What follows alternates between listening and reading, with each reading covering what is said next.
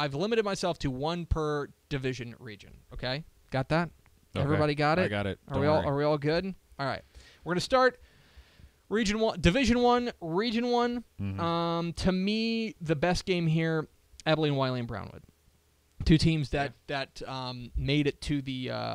This is basically going to be a rematch of last year's 4A Division 1 Region 1 final. Yeah. This was the regional final last year, and it was a slobber knocker, 14-7. Yeah. And it should be the same again. I think both of these defenses look like they're going to be just as good. The offenses, what's funny with Abilene Wiley with Hugh Sandifer's squad, we usually assume defense first. Right. Brownwood's known more for their offense, but they've got some replacement to do there. Right. And, they've got a new coach, too. Kyle Maxfield's in there, and, we assume what he's going to do with the offense is going to be pretty exciting, right? Yeah. Based on his track record? We should get him on the show. That would be fun. I think I don't necessarily write that understand the full circumstances between the changes out there at Brownwood. Because even though remember, I followed Big Country News and all that, but when Coach Howard left, there was a lot of okay, what's going on here? What's going on here? Mm-hmm. But all that said, I think there's a lot of reason to be excited about Maxfield as the hire, right? Maxfield.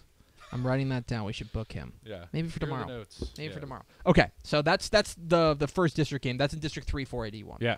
Down in Region 2, Liberty Ilo and Paris. Okay. This is fun. So Liberty Ilo is going to. This is a spoiler alert. Liberty Ilo is going to enter the year as a very hot name.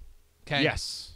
For a lot of reasons. First and foremost, they were super good last year. Yeah. Right. They went to the regional final. They lost by 3 points to the team that eventually played for a title in Argyle. Yes. This is a superb team that brings back a ton, okay? Especially when you're looking at that defense with Gary and Carson. Yeah.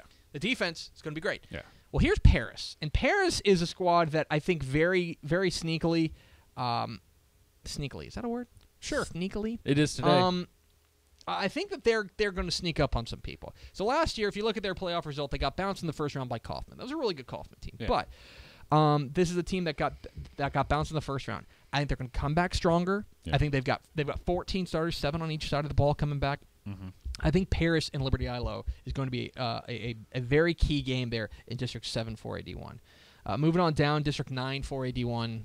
It's the East Texas just rumble, right? Carthage and Kilgore. Like I keep saying, this whole district is a hornet's nest every year. Yeah, last year, the results did nothing to predict how they would finish in the playoffs. So it was completely off base. Here's how deep this district is, okay?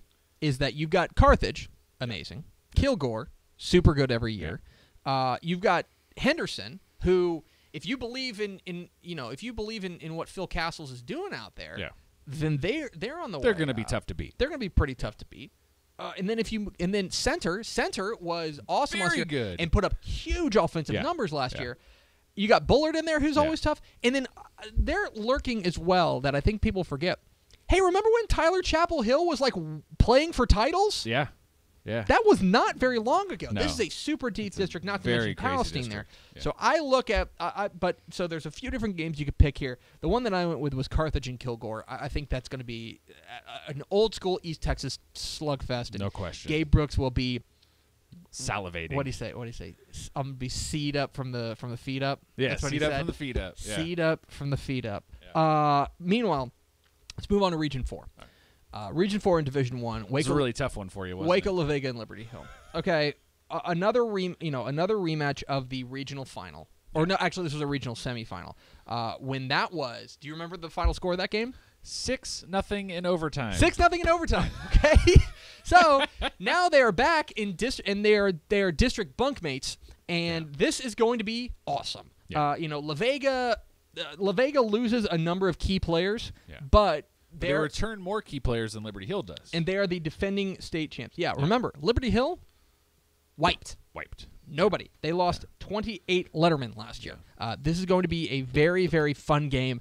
Liberty Isle, and you got to imagine that Liberty Hill, if you want to talk about an axe to grind, they're like, so you're telling me we shut them out? Yeah.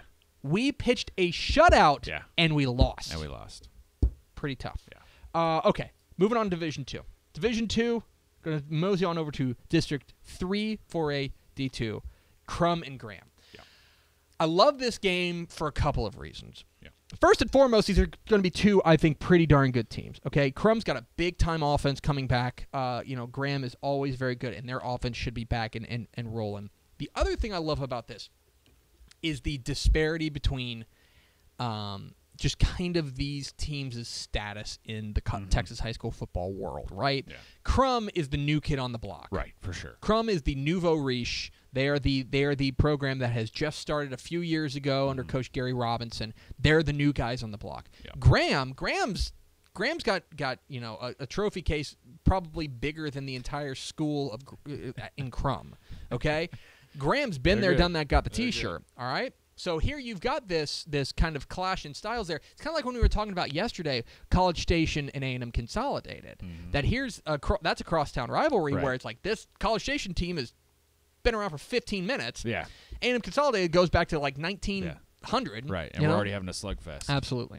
So moving on over to Region 2, we're going through the must-see district games in Class 4A. Let's go to 7 4A Division 2, Gilmer and Atalanta. Ooh, boy. Put on the afterburners. Be a lot of speed in this one. Yeah. A lot of speed in this one. And remember, this was another game. This was another playoff rematch from a regional final. Gilmer and Atlanta played, and it was 24-15. A fantastic, fantastic game. I think Gilmer and Atlanta, you're absolutely right. Speed all over the field. And I think Gilmer, this is odd to say because they had so many big-time playmakers last year. About halfway through that season for Gilmer, I started getting the feeling that they were a year early. And I was like, all right, I think next year is going to be the year for them because I think some of the key cogs were underclassmen. They were coming back. They needed that kind of varsity experience. I think they are going to be fantastic, and going up against Atlanta should be a real, real fun test for them. Meanwhile, let's move down to Region 3, 10 4A Division 2, LaGrange and Giddings. I don't need to sell you on LaGrange in the same way that yesterday we talked about Wiley East, right? They got Eno Benjamin. LaGrange has J.K. Dobbins, okay? And J.K. Dobbins is superb. Yeah. He is super, super fun to watch, and this is going to be his biggest test before the playoffs against what should be a very good Giddings defense. Yeah. I think that's going to be the key matchup here is can Giddings slow down J.K. Dobbins. I think that's going to be a lot of fun to watch. Meanwhile, down in Region 4, we're going to close it out, 15 4A Division 2, Cuero and Wharton. Yeah. Two teams that are quite familiar with one another. Two teams that both got knocked out by West Orange Stark in the playoffs last year, and two teams that look better this year than they were last year. Yeah. Wharton brings back 17 starters. Yeah. Okay, they bring back 17 starters. Cuero brings back 14. This is going to be a real slugfest. Two teams that love to grind it out on the ground as well. Yeah. This game's going to be over in about an hour and a half because they're just going to run the clock out. I think this game is going to be a lot of fun. And you talked. I know you talked with the Cuero coach. Yeah, Travis Reeve. Reeve. Yeah, it was great. The biggest issue they have is they have to replace Elix Martinez, the quarterback, who was so great for them as the season went on. They got a couple guys that they feel like pretty good about, and that's the question. They run a pro-style offense, which I still think is amazing at 4AD2, right. To be so committed to that because you need the players, right?